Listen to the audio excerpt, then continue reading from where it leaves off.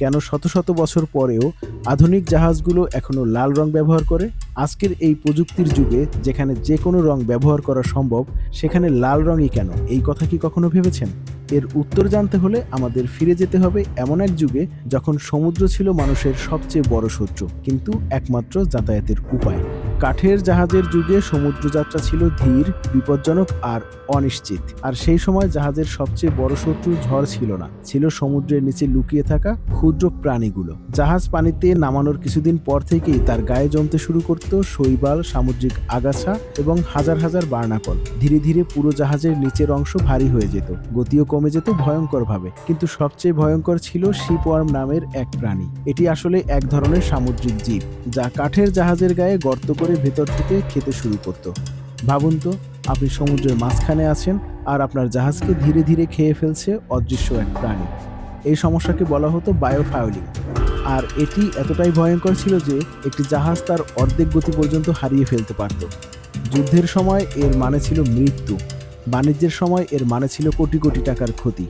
মানুষ মরিয়া হয়ে সমাধান খুঁজছিল। অবশেষে 17 সালের শেষ দিকে জাহাজ নির্মাতারা একটি অবিশ্বাস্য সমাধান বের করলো। তারা জাহাজের নিচে পাতলা তামার পাত লাগানো শুরু করলো, কারণ তামা সমুদ্রের পানির সাথে বিক্রিয়া করে এমন একটি বিষাক্ত পরিবেশ তৈরি করত যেখানে বার্নাকল বা শিপওয়ার্ম বাঁচতে পারত না। ফলে জাহাজ থাকতো পরিষ্কার এবং নিরাপদ, আর গতি হতো দ্রুত। কিন্তু তারপর এলো শিল্প বিপ্লব। কাঠের জায়গা নিল লোহা আর স্টিলের জাহাজ। আর তখনই দেখা দিল নতুন বিপদ। লোহার গায়ে তামা লাগানো মাত্র লবণাক্ত পানি ব্যাটারির মতো রাসায়নিক বিক্রিয়া শুরু করত, যা দ্রুত পুরো জাহাজে মরিচা ধরিয়ে দিত। অর্থাৎ পুরনো সমাধানই এখন নতুন সমস্যা হয়ে দাঁড়ালো। তখন বিজ্ঞানীরা তৈরি করলো অ্যান্টি-ফাউলিং পেইন্ট।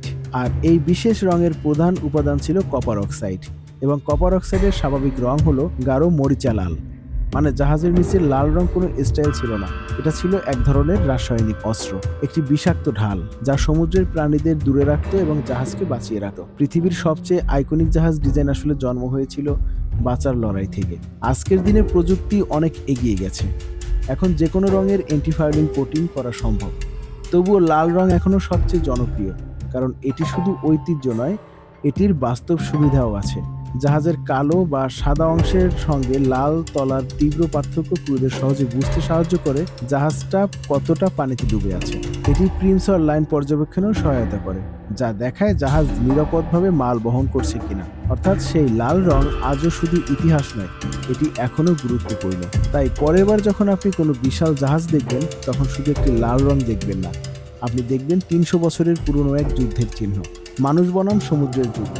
আর সবচেয়ে অবাক করার বিষয় হলো, আমরা এখনও সেই একই রং ব্যবহার করছি, কারণ কখনো কখনো পুরনো সমাধানই সবচেয়ে কার্যকর হয়ে থাকে। এমন আরও অবিশ্বাস্য ইতিহাস জানতে ভিডিওটি লাইক করুন, শেয়ার করুন, আর ইনফোজাল চ্যানেলটি সাবস্ক্রাইব করতে ভুলবেন না।